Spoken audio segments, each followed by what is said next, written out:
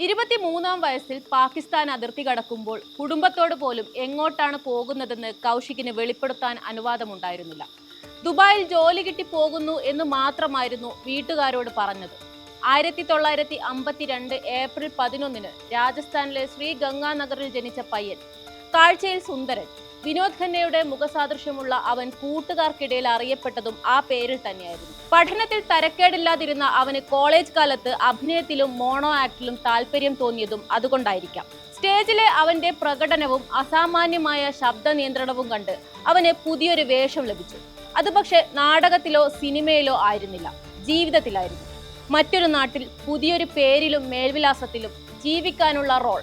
Indian identity പൂർണ്ണമായും ഉപേക്ഷിച്ച് നബി അഹമ്മദ് ഷാക്കിർ എന്ന പേരിൽ അയാൾ പാകിസ്ഥാനിലെത്തി. കറാച്ചി യൂണിവേഴ്സിറ്റിയിൽ നിന്ന് നിയമബിരുദം നേടി പാകിസ്ഥാൻ മിലിറ്ററി അക്കൗണ്ട്സ് ഡിപ്പാർട്ട്മെന്റിൽ ക്ലർക്കായി ജോലിയിൽ പ്രവേശിച്ചു. പാക് സൈനിക നീക്കങ്ങളെക്കുറിച്ചുള്ള നിർണായക വിവരങ്ങൾ ഇന്ത്യക്ക് കൈമാറുന്ന റോ ഏജന്റായി.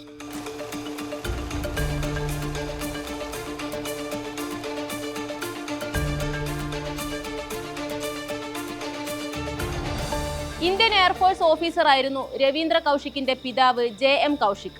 രാജ്യത്തിന് വേണ്ടി സേവനമനുഷ്ഠിച്ച അച്ഛന്റെ മകൻ രാജ്യത്തിന്റെ ചാരനായി. അഭിനയത്തിൽ താല്പര്യമുണ്ടായിരുന്ന ചെറുപ്പക്കാരൻ തിരശീലയ്ക്ക് പുറത്ത് അഭിനയിച്ച് തകർത്ത സിനിമയെ വെല്ലുന്ന ജീവിതകഥ.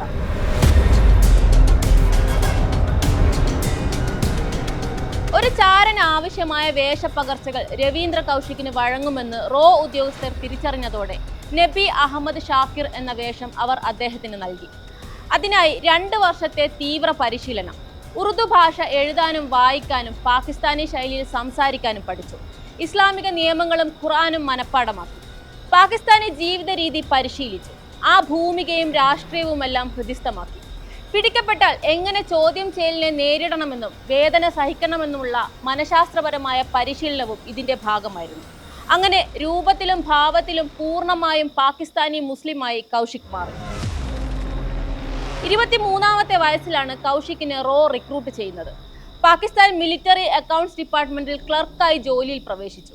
ഇത് സൈനിക നീക്കങ്ങളെക്കുറിച്ചുള്ള നിർണായക വിവരങ്ങൾ ലഭിക്കാൻ അദ്ദേഹത്തെ സഹായിച്ചു. പൂർണ്ണമായും പാകിസ്ഥാനിയായി മാറിയ അവിടെയുള്ള അമാനത്ത് എന്ന സ്ത്രീയെ വിവാഹം കഴിച്ചു. ആ ബന്ധത്തിൽ ഒരു ആൺകുട്ടിയും ജനിച്ചിരുന്നു. സ്വന്തം ഭർത്താവ് യഥാർത്ഥത്തിൽ ആരായിരുന്നുവെന്ന് അറിയാതിരുന്ന ആ സ്ത്രീയുടെ പിന്നീടുള്ള ജീവിതം എങ്ങനെയായിരുന്നുവെന്നതിനെ കുറിച്ച് യാതൊരു വിവരവുമില്ല.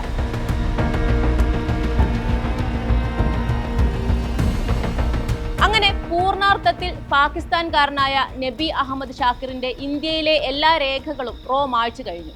അദ്ദേഹത്തിന്റെ ജനന രേഖകൾ മുതൽ ഫോട്ടോകൾ വരെ ഇല്ലാതാക്കി. അതോടെ രാജസ്ഥാൻകാരനായ രവീന്ദ്ര കൗശിക് എന്ന യുവാവ് ഔദ്യോഗികമായി ഇല്ലാതായി. ഒപ്പം കറാച്ചിയിൽ ജനിച്ചു വളർന്ന നബി അഹമ്മദ് ഷാക്കിർ എന്ന യുവാവ് ജനിച്ചു. മിലിറ്ററി അക്കൗണ്ട്സ് ഡിപ്പാർട്ട്മെന്റിൽ ക്ലർക്കായിട്ടാണ് ജോലി ചെയ്തതെന്നാണ് രേഖകൾ പറയുന്നത്. പക്ഷെ ആ ജോലിയിൽ ഇരുന്നു തന്നെ അദ്ദേഹം പാകിസ്ഥാന്റെ അതീവ രഹസ്യ വിവരങ്ങൾ കൈക്കലാക്കി. സൈന്യത്തിന്റെ സാമ്പത്തിക വിനിയോഗം നിരീക്ഷിക്കുന്നതിലൂടെ പാകിസ്ഥാൻ എവിടെയൊക്കെയാണ് പുതിയ സൈനിക പോസ്റ്റുകൾ തുടങ്ങുന്നതെന്നും ഏതൊക്കെ ആയുധങ്ങളാണ് വാങ്ങുന്നതെന്നും കൃത്യമായി മനസ്സിലാക്കാൻ അദ്ദേഹത്തിന് സാധിച്ചു. ദൗത്യ കാലഘട്ടത്തിൽ കൗശിക് കൈമാറിയ വിവരങ്ങൾ എന്തൊക്കെയാണെന്നതിന്റെ കൃത്യമായ വിശദാംശങ്ങൾ ഇന്നും രഹസ്യമാണ്. പക്ഷെ അദ്ദേഹത്തിന്റെ പല വിവരങ്ങളും സൈനിക ഏറ്റുമുട്ടലുകൾ ഒഴിവാക്കാനും നിരവധി പേരുടെ ജീവൻ രക്ഷിക്കാനും സഹായിച്ചിട്ടുണ്ടെന്നാണ് പറയുന്നത്. ഈ കാലയളവിലാണ് അദ്ദേഹത്തിന് ബ്ലാക്ക് ടൈഗർ എന്ന കോഡ് നാമം ലഭിക്കുന്നത്. ആ പേര് നൽകിയതാകട്ടെ ഇന്ത്യയുടെ ഉരുക്കു വനിതയായ ഇന്ദിരാഗാന്ധി. കടുവയെപ്പോലെ ശത്രുപാളയത്തിൽ ആരും അറിയാതെ നുഴഞ്ഞു കയറാനും അവിടെ നിന്ന് നിർണായക വിവരങ്ങൾ വേട്ടയാടി പിടിക്കാനുമുള്ള അദ്ദേഹത്തിന്റെ കഴിവിനെ ആദരിച്ചുകൊണ്ടാണ് അങ്ങനെ ഒരു പേര് രാജ്യത്തിന്റെ പ്രധാനമന്ത്രി നൽകിയത്. സാധാരണഗതിയിൽ ഒരു ചാരന്റെ പേരോ വിവരങ്ങളോ ഭരണാധികാരികൾ പരസ്യമായി പരാമർശിക്കാറില്ല. എന്നാൽ കൗശിക് നൽകിയ വിവരങ്ങളുടെ മൂല്യം അത്രത്തോളം വലുതായതുകൊണ്ടാണ് പ്രധാനമന്ത്രി തന്നെ നേരിട്ട് ഇത്തരമൊരു പേര് നൽകി അദ്ദേഹത്തെ വിശേഷിപ്പിച്ചത്. 1979 മുതൽ 1983 വരെയുള്ള കാലയളവിൽ പാകിസ്ഥാൻ ആസൂത്രണം ചെയ്ത പല അതിർത്തി കടന്നുള്ള നീക്കങ്ങളും ഇന്ത്യ മുൻകൂട്ടി അറിഞ്ഞത് കൗശിക് വഴിയായിരുന്നു. ഒരു സംവിധാനത്തെ മുഴുവൻ കബളിപ്പിച്ച് നിശബ്ദമായി കൊണ്ടുപോയ ആ ചാരപ്രവൃത്തി എങ്ങനെ പിടിക്കപ്പെട്ടു? അല്ലെങ്കിൽ കൗശിക്കിന് എവിടെയാണ് പിഴച്ചത്? അതിന് കാരണമായത് അദ്ദേഹത്തിന്റെ അശ്രദ്ധയായിരുന്നില്ല, മറിച്ച് ആശയവിനിമയത്തിൽ സംഭവിച്ച ചെറിയൊരു പിഴവായിരുന്നു. അതെന്തായാലും അതിന്റെ ഫലം വളരെ ക്രൂരമായിരുന്നു. രാജ്യത്തെ ചതിച്ച വ്യക്തി എന്ന നിലയിൽ മരണം പോലും അദ്ദേഹത്തിന് കഠിനമായി. 1983 കൗശിക്കിനെ സഹായിക്കാനും അദ്ദേഹവുമായി വിവരങ്ങൾ കൈമാറാനുമായി ഇനായത്ത് മസിഹ് എന്ന പുതിയൊരു ഏജന്റിനെ റോ പാകിസ്ഥാനിലേക്ക് അയച്ചു. എന്നാൽ അതിർത്തിയിൽ വെച്ച് ഇനായത്ത് മസിഹ് പാകിസ്ഥാൻ ഇന്റലിജൻസിന്റെ പിടിയിലായി. ക്രൂരമായ ചോദ്യം ചെയ്യലിനൊടുവിൽ താൻ കറാച്ചിയിൽ നബി അഹമ്മദ് ഷാക്കിറിനെ കാണാൻ വരികയാണെന്ന് മസിഹ് വെളിപ്പെടുത്തി. മസിഹിനെ ഉപയോഗിച്ച് ബ്ലാക്ക് ടൈഗറിനെ പിടികൂടാൻ പാകിസ്ഥാൻ കെണിയൊരുക്കി.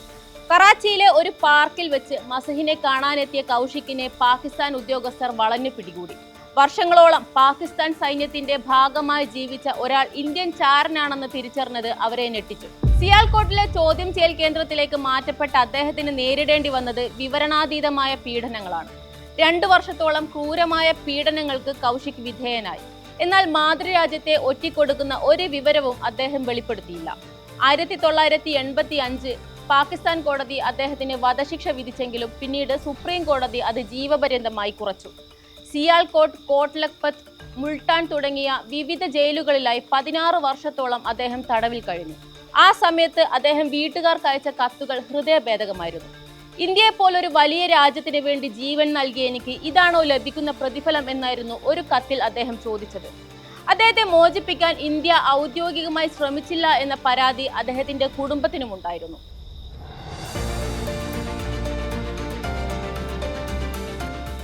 ദീർഘകാലത്തെ ജയിൽവാസവും പീഡനങ്ങളും അദ്ദേഹത്തിന്റെ ആരോഗ്യം തകർത്തു. ആസ്മയും TBയും ബാധിച്ച് 2001 നവംബർ 21 മുൾട്ടാനിൽ ജയിലിൽ വെച്ചായിരുന്നു അദ്ദേഹത്തിന്റെ അന്ത്യം. യാതൊരു ബഹുമതികളുമില്ലാതെ ജയിലിന് പിന്നിൽ തന്നെ അദ്ദേഹത്തെ അടക്കം ചെയ്തു. ചില ജീവിതങ്ങൾ കയ്യടികൾക്ക് വേണ്ടിയുള്ളതല്ല, അവ നിശബ്ദമായി ഓർമ്മിക്കപ്പെടാനുള്ളവയാണ്. ലോകം ആഘോഷിക്കുന്ന ദുരന്തർ പോലുള്ള സിനിമകൾക്ക് പിന്നിൽ ഇതുപോലെ വിസ്മരിക്കപ്പെട്ട യഥാർത്ഥ ജീവിതങ്ങളുടെ ചോരയും വിയർപ്പുമുണ്ടെന്നുകൂടി ഓർക്കണം.